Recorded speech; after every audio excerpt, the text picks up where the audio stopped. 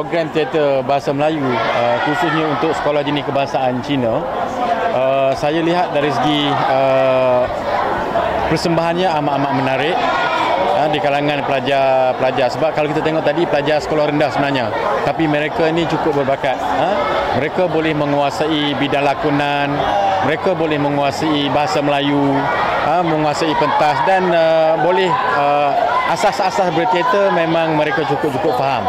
Dan apa yang kita harapkan, sebab yang ini khususnya kepada pelajar-pelajar kita di masyarakat Cina yang menggunakan bahasa Melayu atau bahasa kebangsaan, kita tengok alhamdulillah mereka amat-amat boleh menguasai bahasa Melayu atau bahasa kebangsaan kita lah.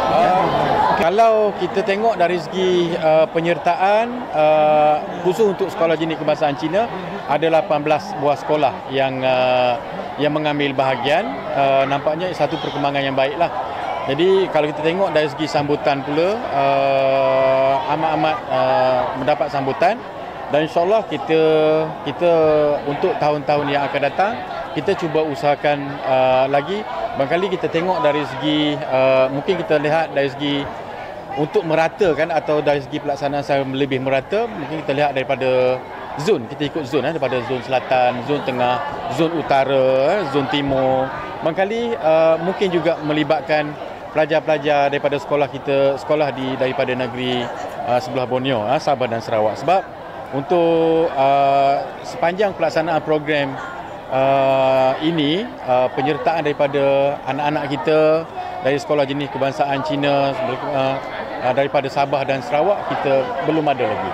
Dan insyaAllah kita dari segi sambutan, kalau kita tengok, kita akan cubalah untuk tahun-tahun yang akan datang ini, kita cuba libatkan juga kepada Sabah dan Sarawak. Mungkin ada alasan tak kenapa sebelum ni tidak melibatkan Sabah dan Sarawak, ada kekangan dari segi sudut apa? Barangkali satunya mungkin dari segi jarak kita lah. Sebelum ini jarak antara Semenanjung dengan Sabah Sarawak tu agak jauh sikit, dan dari segi melibatkan kos jugalah, melibatkan kos. InsyaAllah lah kita cuba, kalau ada peluang dari segi bajet dan sebagainya, kita cubalah untuk tahun hadapan.